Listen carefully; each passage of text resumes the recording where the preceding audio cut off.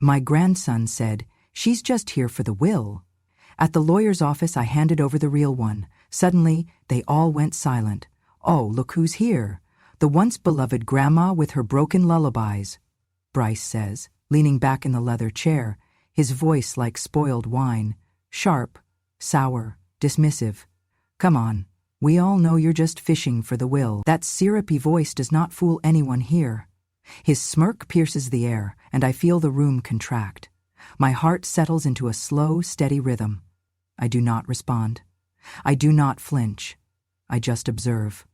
Rosephine, my daughter, gives a casual little chuckle and blinks at me as though I am a piece of old furniture, tattered beyond use.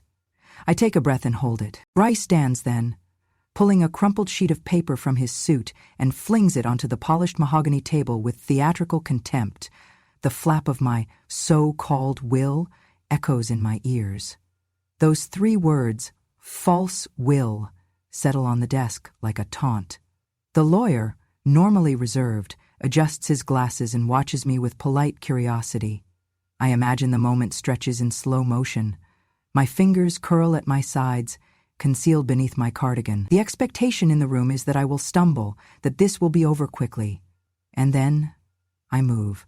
My hand dips inside my purse, the one I brought just for this moment, and I retrieve a slender USB drive, plain and dark. It glints under the overhead lighting.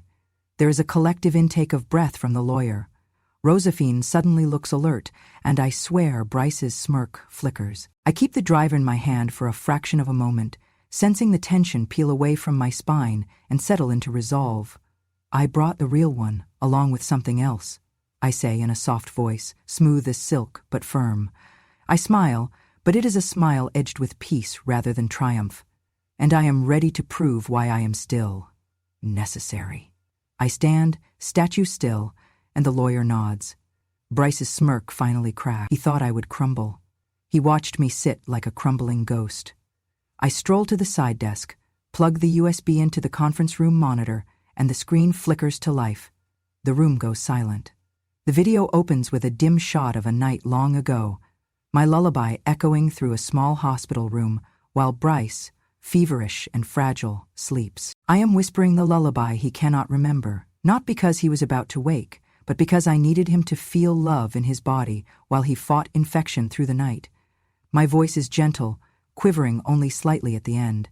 I watch myself reach over and press a damp cloth to his forehead, my lips mouthing lullaby lyrics I never stopped believing in. Bryce's face drains of color. Rosephine blinked, her mouth slightly parted. The lawyer stands suspended, between protocol and raw emotion. I meet their eyes without blinking, my spine straight, breath unwavering. In that moment, I am the embodiment of every unspoken bedtime, every aching moment love carries healing in it. And we all know Bryce does not deserve this. He oozed contempt when his voice solved nothing, just stomped on love. The video ends. I hold the room still, then step forward and place the USB next to the paper on the table. The lawyer takes note. Then I pull out the real will, sealed, notarized, prepared months ago. I lay it beside the USB. Bryce's eyes flicker between the paper and the screen like a deer caught in headlights. Rosephine's eyes shine wet. The lawyer clears his throat, standing straighter, eyes traveling between his papers, the real will, the LED screen, the USB, and me. The office is hushed. I am sure every reader, every listener in that moment would be holding their breath. My decision, my quietness, my proof became the earthquake in Bryce's life. Still, I remain composed. I look at Bryce, feeling the past and present align. No one moves. Even the fluorescent lights seem to dim. The receptionist outside hears and leans in, breathless. I gather the drive and the will, glassy side, then sit again in the chair I occupied when I arrived, steady, resilient. The lawyer closes the folder around the real will. There are no fanfares, there is no blaze of cameras yet. Stillness covers the room like a quiet anthem.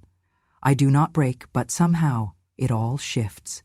I have not performed a victory, I have simply affirmed my worth, and the echo of that affirmation resonates louder than any accusation Bryce ever leveled. Then the lawyer looks at me and says softly, "Mrs. Rosalind, shall we proceed with reading the terms?" The silence lingers. I nod. The air tastes heavy with reckoning, and as the lawyer begins to read, every word carries the weight of truth, love, and justice, waiting patiently in the quiet. That memory, Bryce's birth night, still twists me inside weeks after the confrontation. I did not expect more than the cold eyes, the hushed giggles from Josephine's friends gathered around the hospital room curtain, but these details haunted me. I remember waiting in the corridor while the nurses cleaned Bryce up, then cradling him in my arms, my voice soft and crooning. I can still feel him move, sleepy and warm. I whispered my old lullaby, the one Daniel composed for us. It was meant to comfort, to wrap a newborn in memory before he needed any memory. Then the door squeezed open. Josephine's friend looked in, covered her mouth, her eyes glittering with cruel amusement. "She can't even sing," she whispered. "Grandma's tone-deaf and ridiculous." That moment didn't just wound me. It labeled me in their lives as old, flawed, embarrassing. Bryce's eyes, barely open, seemed puzzled when his mother coughed and said, "Let's go after we've had a moment with him." I left before I could cradle him longer, but that word, tone-deaf, attached itself to my heart. Bryce grew into a boy, proud of himself, or determined to be. I suspect he remembered that evening too. He learned early that the lullaby was a joke, a relic. Every time I tried to sing, even in private, he would scowl and say, "Stop it, Grandma." But that would have been an easy hurt.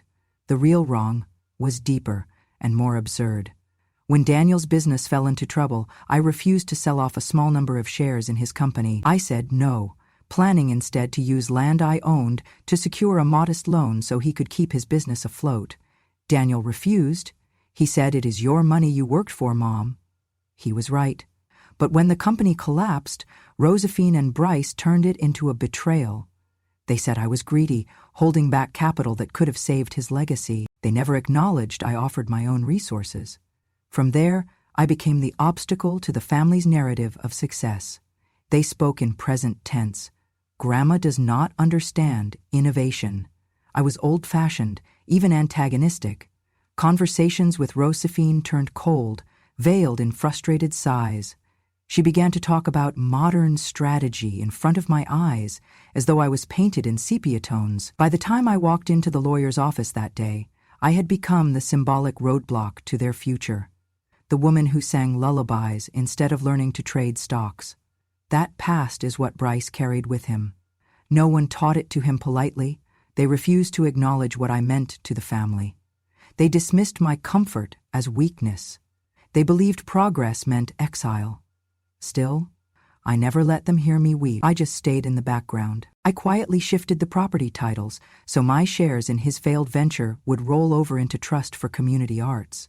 But I waited for the right moment, when their assumptions, all of them, could finally be challenged at full volume. A memory of Josephine handing me tea while apologizing quietly for the office party where someone mocked Grandma's broken voice still warms me. She would not have known that apology counted more than shares in a failing business. By the time I pulled out the USB, that past had braced itself against injustice. But the real reckoning came when Bryce flung the fake will onto that table. I felt the trauma of rejection, the labeling, the unseen marriage between his ambition and my absence. Then the video began. There I was, singing that old lullaby to his fevered body. The frame zoomed in on my trembling voice, on Bryce's damp forehead. A nurse's hand hovered near me briefly, then withdrew. No one moved. All I felt in that moment was time slowing, until Josephine's eyebrows crumpled, and then tears. Bryce froze, like a deer caught in headlights, the arrogance of his dismissal suspended midair. He'd grown up taught to dismiss his past, but now there it was. Love. Memory. The healing our family denied. My voice on that video was not beautiful. It was flawed, aged, but entirely ours. The man who wrote the lyrics wasn't some genius. He was my son, and he loved us in that lullaby because he believed that love was sacred, not obsolete. Josephine's face cracked with uncertainty. She had been my critic and my softest child. Now she looked like a broken mirror, refracting truth. Bryce's mocking tone, that tagline, "just fishing for the will," hung there, taut and meaningless. The video removed the sharpness, replaced it with stillness, with undeniable history and heartbreak. Josephine reached for my hand. Her fingers trembled. In that moment, the absurdity became clear. They had scorned the woman who gave them care before hope, who stood by memory when ambition was young. Now, to prove my necessity, I needed no money. I just needed to prove that love is a deed and a voice, not a checkbox or legacy line. The eagle that forgot how to fly still deserves its wings, and sometimes those wings are lullabies. I sat back in the chair. Bryce's jaw dropped. The lawyer cleared his throat, turned to his notes. The air tasted dense and sacred. In that quiet, I heard every memory I ever sang echo in that room, and I knew that my past, mistaken or revered, was finally seen, and that quiet acceptance opened the path to justice, not through vengeance, but through corroborating my worth, which they had forgotten, but I carried, always. I did not storm into the lawyer's office without preparation. In the weeks before the confrontation, I scheduled a quiet meeting with my own attorney, an elderly man who'd known me since before Josephine was born. I placed the unassuming USB and the final will in his hands, both protected by legal seals and affidavits verifying their authenticity. I asked him to witness those items and timestamp them, in case anyone challenged their legitimacy. He nodded, adjusted his glasses, and handed me a certificate dated and signed, confirming that on that day he held both documents, sealed, in the presence of a notary. I tucked that certificate into my purse just as tightly as I held the memory of every lullaby I'd ever sung. I paid for the video transfer to be official, stored in encrypted format, with a chain of custody documented. I wanted no one to doubt its origin or timeliness. I would allow no loopholes. I imagined challengers saying the footage was fake or edited, so I traveled to the local courthouse, asked a staff member to mark the USB-sealed evidence, and they logged its entry. I kept the receipt and another legal certificate in my purse. Michigan law does not forbid conditional affidavits, and as long as the will was properly signed in front of witnesses, with mental capacity verified, it held up. The video would not be the will. It would serve only to fulfill the condition. I called Astrid one afternoon and sat on my back porch, the oak tree casting long afternoon shadows, the air smelling of sweetgrass and late summer. I handed her a small brass key. "This opens the back room," I said. "The one I built when your grandfather was alive. Every draft of every song I ever sang is there. You must not let anyone see it, not until it matters." Astrid's eyes reflected the sun and something like understanding. She nodded. I folded the certificate, the USB slipcase, and slipped them all into the cabinet behind the painting. No one else needed to know where they were. No one else was honest enough to be trusted. Astrid, however, was. My mind shifted to my sacrifice. No noise, no dramatic declarations. I quietly arranged that, should the diechuck be executed, half of my personal property would fund instruments for poor children. I contacted the nonprofit association myself, arranged for checks via a trustee-only account, and set up alerts that Astrid would receive when distributions were made. I never told Josephine or Bryce. Let them think I was out of the way. Let them believe I had nothing to offer. Their pride blinded them to the real gift. The day I walked into the lawyer's office, I carried that USB, the will, and the sealed proof with the weight of my lifetime behind them. My back felt straighter, not from vanity, but from knowing that every late-night song, every ounce of unspoken care had prepared me for this moment. In the public eye, I had done nothing spectacular. Privately, I had orchestrated a truth that could no longer be erased. Astrid stood just out of sight. My last audition for her loyalty, her compassion. She held the breakthrough of the project I had built with love, not ambition. If Bryce made the right choice, fine. If he did not, then she would carry the melody forward, hands trembling, but true. I remember that afternoon thinking perhaps this is what true service looks like. Invisible, careful and unassuming, until the last moment when it must be unveiled, which looks like an invisible hand, accompanied by the voice. And then, unveiled it would be. When I pressed play, the room fell silent. The lullaby floated through the speakers, rippling in the cold air like slow currents in winter water. Bryce's face drained of color. Josephine blinked twice, caught between shock and recognition. Astrid, who had been standing near the edge of the room, pressed her hand to her mouth. Her eyes filled, her knees went shaky, and without thinking, she lifted her phone and tapped "Go Live." She did not do it for drama. She did it instinctively, like reaching out to hold someone who is falling. Her hands trembled, but her purpose was clear.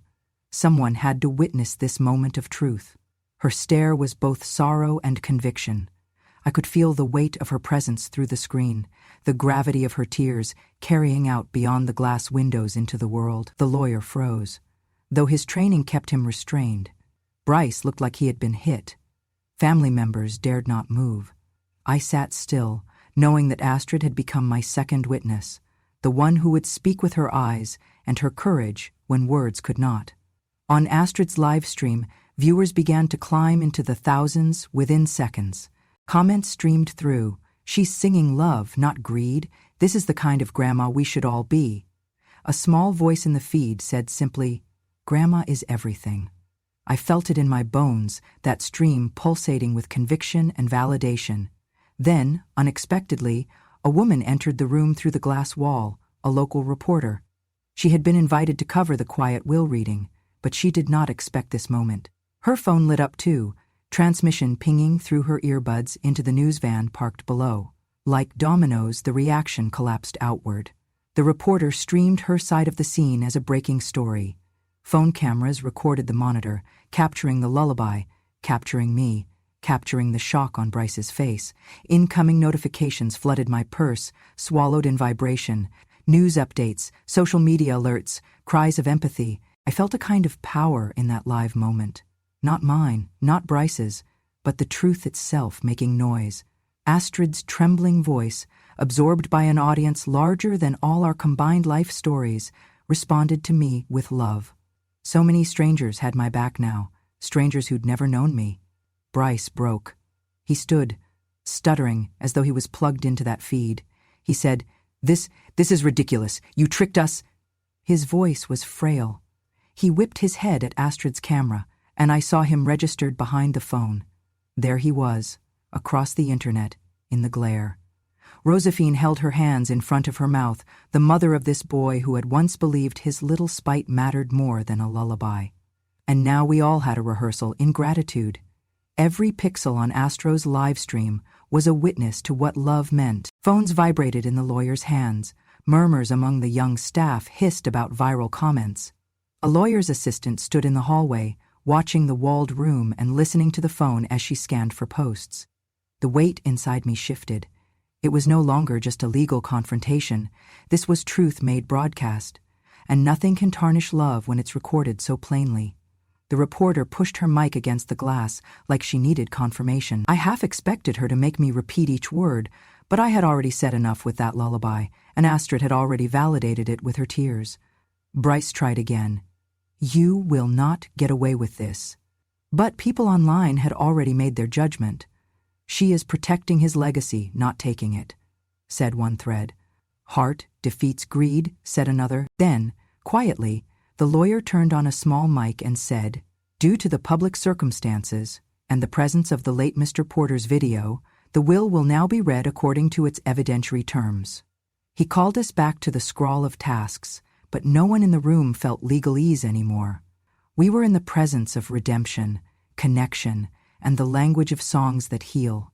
When I walked out afterward, Astrid put an arm under my elbow. The hallway was lined with reporters, phones held high. I did not shrink. I lifted my head. Everything they saw in those frames, my wrinkled hands, gentle gaze, and fragile strength, carried story and justice. Astrid's Live kept playing. Comments scrolled into the night. She fed us love. Grandma lesson. Rolled. Elder justice. And though Bryce was there, his voice sunk behind the shimmer of public witness. The focus has shifted, just like the world shifts when someone finally says, "I am enough." By the time we reached the lobby, I felt unshakable. Not because I dominated the social feed, but because love, once seen, cannot be unseen, even by family who insist they do not see. We passed a banner above the front steps, a dedication in Michigan elder law for protecting the vulnerability elders bring to trust. a silent nod that the state valued Rosalind as much as any catchy headline. I felt at peace, and I thought, sometimes justice does not roar, it breathes. Through eyes streaming, footage flipping to thousands, words shared by strangers, and then changes everything. The video filled the room. There I was, leaning over an infant Bryce, feverish and whimpering, his small face damp with sweat. I cupped his head, the lullaby woven through my voice, low, steady, desperate, maternal. Each note carried both fear and fierce love. The camera angle was shaky, recorded years ago by a nurse, filed away with the will and the USB. Now, the hush in the room was total. Josephine swallowed, Bryce's jaw hung open, and every heart seemed to pause. "Listen carefully," I said, voice clear though my own pulse felt thunderous. "This is the voice of your mother, of a time before ambition replaced lullabies." I paused, eyes on Bryce, holding his gaze. If anyone in this room truly values love over legacy, prove it. Sing this lullaby, share it with the world. I stood and pulled the sealed document from my bag. The real will, properly executed in front of 2 witnesses in accordance with Michigan law. I opened the cover and laid it on the table. I've stipulated that this will is only valid if someone uploads a video of themselves performing this lullaby to YouTube, public, viewable, and attributed. That must happen before the estate is distributed. My voice did not waver. You heard me. Across the table, Bryce's expression crumbled. Josephine bristled. The lawyer shifted, astonished, then nodded. Conditional bequests, provided they were not contrary to public policy, could be enforceable in Michigan as long as they were clear and within legal bounds. I'd structured it carefully with proper legal counsel, ensuring it wasn't a frivolous or impossible condition. A soft ping sounded as the reporter outside caught our words on her live stream mic. She repeated them into the camera. Estate release conditional on public performance of the lullaby. Her voice echoed down the hall. Phones lit up across the room. My own vibrated. Notifications that Lullaby to Prove Love was trending. Clips of Bryce's stunned face flashed across feeds. Comments scrolled. Loved that song before he had a name. A legacy of love, not ledger. Bryce rose, voice trembling. "This is ridiculous," he said. "You're forcing us." He looked like he might run, but the weight of shared eyes held him. Astrid, standing nearby, started tapping on her phone, adding the live stream to her social media. Every major news outlet suddenly knew my name. Headlines formed overnight. Michigan grandma demands love-proof inheritance. Conditioned will shocks family. The lawyer cleared his throat. "Mrs. Rosalind, your condition is unusual, but not incoherent. Michigan courts may enforce a conditional bequest if it is not against public policy. Such conditions, as long as they are specific, feasible, and do not violate public morals or rights, are fully valid under state law. In fact, Michigan law has upheld similar requests in estate planning, particularly when the purpose is charitable or emotionally grounded." He paused, then looked at Bryce. "If you do not comply, as stated, the estate will go to the secondary beneficiary." Bryce's shoulders sagged. You could see the reckoning settle in. Love he had never wanted to feel, now made public, was louder than his ambition. Josephine's eyes glistened. She picked up the lullaby lyrics printed in the will, hands shaking. Astrid pressed record on her phone again and lifted it toward Josephine, quietly singing the first few lines for herself. The sound echoed. Bryce turned away, face taut. The reporter nodded, her camera trained on Josephine's wavering attempt.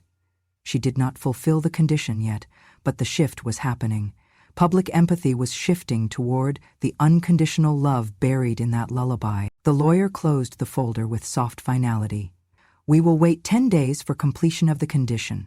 If the song is uploaded, the steward will distribute as stated. If not, the contingent request initiates for the Children's Musical Fund." Bryce left the room, not in triumph, but haunted. I watched the door close. Astrid exhaled softly beside me, tears falling. The reporter lingered, capturing the aftershock. "Ms. Rosalind," she said, voice gentle, "why did you do this?" I looked toward the camera. "Because music is the truth we live by, and if love can be performed, it should. I wanted them and the world to remember that we are saved by what we give, not what we take." Outside, the Michigan sky was wide and gray. My heart was steady. The world had seen what mattered most.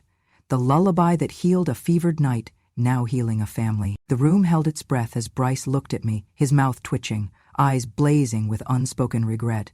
He swallowed, traced the lyrics printed in the will, and lifted his voice. But the words came out fragmented, breathless, notes cracked like splintering glass. He tried again, voice brittle, and then his eyes filled. Tears rolled freely down his cheeks, but not a single lyric made it to completion. His shoulders shook as he crumbled against the oak table. Silence thickened. I did not offer comfort, there was none to give. He had stood here once as the bearer of mockery, now he stood defeated by love. Then Astrid moved. She rose from her seat quietly, nearly gliding across the floor, so softly I thought the oak might strain under her weight. She came to stand in the center of the room, where light pooled from the windows. Clearing her throat gently, she lifted her face, tears shining in her eyes, and began to sing. In the arms of northern trees, where wind and whisper never cease, sleep, my child, beneath the skies. Where love remains and never dies, her voice was small but unwavering, each note a grace. It was not just a song. It was the stitching of time, threading love from one generation to the next. With each line, she reminded the room that melody can carry truth better than memory ever could. The room stilled. The lawyer's hand slipped to his handkerchief, brushing away a tear that had escaped. Josephine sobbed softly, her head bowed. Bryce straightened, shoulders tight, mouth parted, as if seeing his own reflection for the first time. The lullaby, carried on Astrid's clear notes, wrapped the entire room in that fragile memory of love's endurance. Astrid's voice trailed off. She looked at me. I stood, eyes full of pride and love that words could never match. In that moment, every person in the room understood what I had fought to protect, what love truly meant in this family.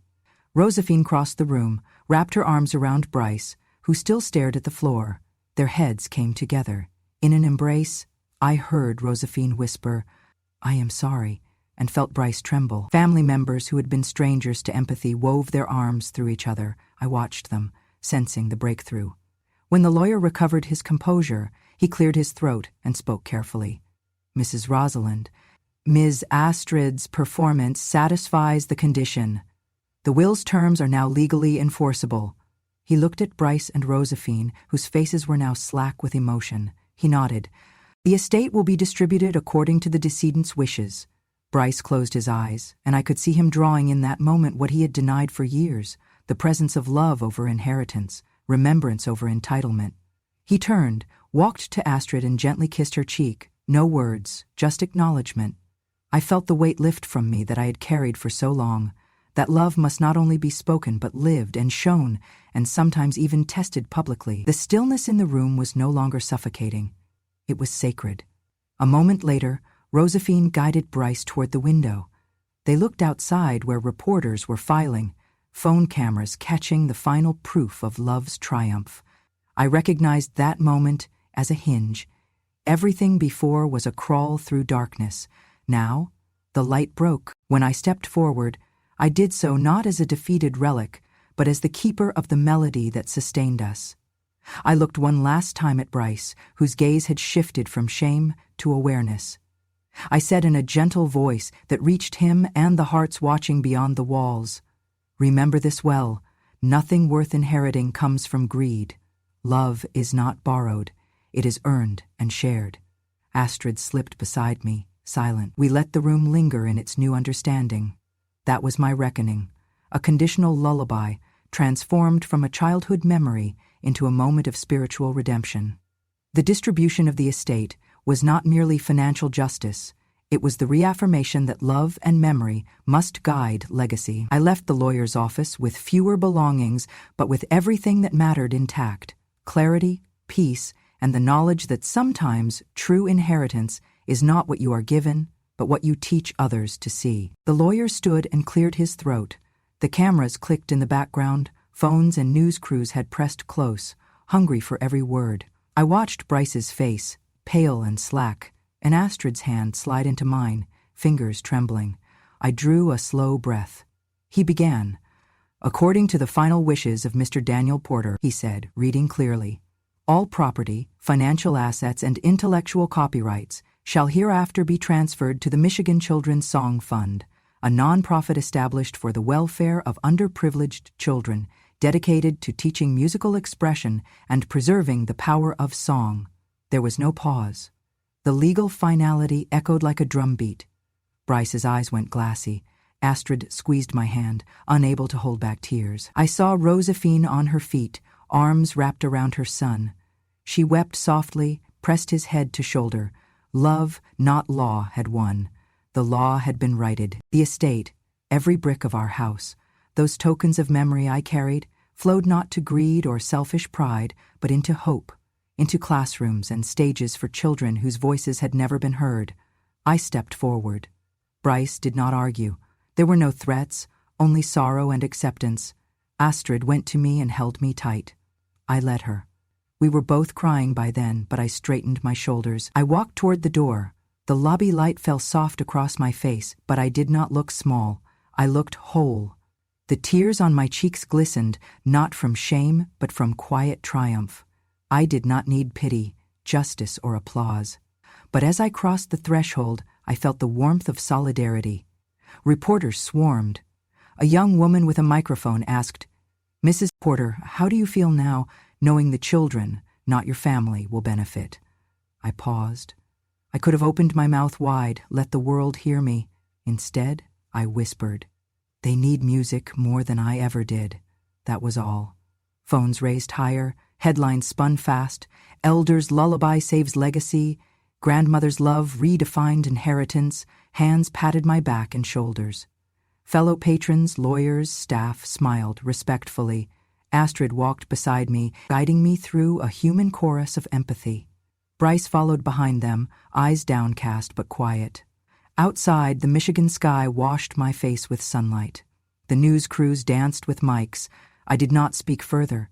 The quiver in the air wasn't noise. It was peace. 3 days later, at the board meeting of the newly established Michigan Children's Song Fund, I sat with Astrid in front of a long oak table. Surrounded by teachers, musicians, and children, I saw the first checks being endorsed, instruments ordered, lesson plans drafted. The headlines played behind us on a projector, Legacy of Love, not Ledger. Bryce attended. He signed a receipt on behalf of the fund, eyes down, quiet. He told me later, in a note, "I wish I had sung instead of sneering." I kept it in my locket. That evening I came home and sat at my piano. I played not the lullaby, too tender, too sacred, but a new melody of hope, made of chords I had once sung into infinitesimal hospital lamps. The house was empty, but I could feel the echoes of children learning, laughing, and finding a voice tomorrow. I opened my window. The night air was Michigan wild, a patchwork of stars and crickets. My tears came again, but this time colder, steady, tears from a relief deeper than grief. I had not lost, not truly. I had traded my legacy for something more beautiful. Love was not erased. It was amplified, spread like a song in hearts that never knew how to listen. And so I leaned back. Some victories start with silence, not noise. I smiled softly, let the piano hum, and let my story had ended not with loss but with song. The grand opening of the Michigan Children's Song Fund Concert Hall felt like a dream I had prayed for. We'd transformed the old warehouse by the river into a soaring sanctuary of music, with high ceilings that let sunlight dance across wooden benches and golden streamers. Rows of gleaming instruments, violins, flutes, keyboards, stood waiting for their first young hands. Teachers hummed quietly, tuning strings, aligning music stands. I sat in the front row, feeling the air sharpen with anticipation. A small stage rose above a sea of children who'd come with chaperones from across Michigan, kids whose births had been too quiet, whose voices had yet to find breath in song. Their faces held curiosity, shyness, excitement. Astrid stood beside me, her posture proud and gentle. Then Bryce walked onto that stage. Nobody expected it. He carried a small music stand and an old cassette player. He looked nervous. His hair was still too long, hands trembling, but he was there. He stood tall and pressed play on the cassette, my voice, singing that same lullaby once more. Bryce closed his eyes, lungs filling, and began to sing, in a voice softer than memory but firm with regret and hope. In the arms of northern trees, where wind and whisper never cease, sleep, my child, beneath the skies, where love remains and never dies. Notes stumbled, wavered, then steadied. One by one, children of all ages leaned forward, absorbing the melody, their eyes closed, their feet shifted. Some nestled next to leaders or siblings as though finally home. When Bryce finished, there was no applause at first, just a hushed breath. Then, slowly, waves of quiet clapping turned thunderous. Teachers wiped tears, parents wept openly. The auditorium resonated not with professional flourish, but with the purity of a grandson's voice, bridging past pain with future promise. I rose, voice catching. That was every day I ever held him close. That was love, and now it lives in each of you. I stepped forward and presented Bryce with a small plaque. Thank you for singing love back into the legacy. He bowed, eyes still glistening. Astrid guided me to a porch behind the hall where a single wooden swing hung from an ancient oak branch. I sat, letting the soft breeze carry the sound of music back to me. The night sky stretched endless above the river, a mesh of silver and stars. I closed my eyes and heard the distant strains of flute and piano, graduation songs of innocence and dreams. I smiled, because I knew this was more than a victory. This was, and always would be, home. The lullaby had become a seed that took root in young heart. We'd planted orchards of song where before there were fields of silence. Back inside, children drifted around the hall, curiosity blooming. A boy approached me and said shyly, I want to learn how to sing like that. I held his hand. Then sing, I said. Sing when you are happy, when you're sad. Sing who you are. That's how we keep love alive. At the back of the hall, reporters recorded quotes. The grandmother who sang for her grandson now teaches the world. Social media bloomed with hashtags. Love Legacy, Sing on Michigan, Rosalind's Lullaby. The story went beyond he said, she said. It had become the anthem of healing. Later, Bryce stood beside me again. I never understood your lullabies, he said quietly, because I never knew I needed to remember them. I raised a hand to his shoulder. We all needed to. And now, you give them to others. He nodded. Astrid joined, and the three of us watched children stumbling over first violin notes, a gentle chaos. And in that moment I believed my life had come full circle, from forgotten lullabies in hospital corridors to voices rising under these rafters. As I rose from the swing and walked back into the glow of the hall, I felt the weight of age settle lightly on my shoulders. I was not stepping away, I was being carried forward by something better than applause. Legacy is not anchored in inheritance, it is nurtured in notes, in hearts, in every child who dares to sing, because one grandmother once dared to care. And so this ends our quiet story, not with loss, but with hopeful chords echoing into tomorrow. In Michigan, I became not only the receiver of a family estate, but a spark for the souls of children everywhere. I am Rosalind. I sang love, and in return, love continues to sing me home. They thought I came for a signature, but I came to remind them what love sounds like. This wasn't just about will. It was about willpower. Not just about inheritance, but what we choose to inherit. Kindness, memory, grace. If this story touched a string in your heart, if it reminded you of someone whose voice should never have been silenced, subscribe to Grandma True Stories, because when a grandmother dares to sing the truth, the world cannot help but listen. Because when a grandma speaks, generations listen. And when a lullaby becomes a legacy, the world remembers.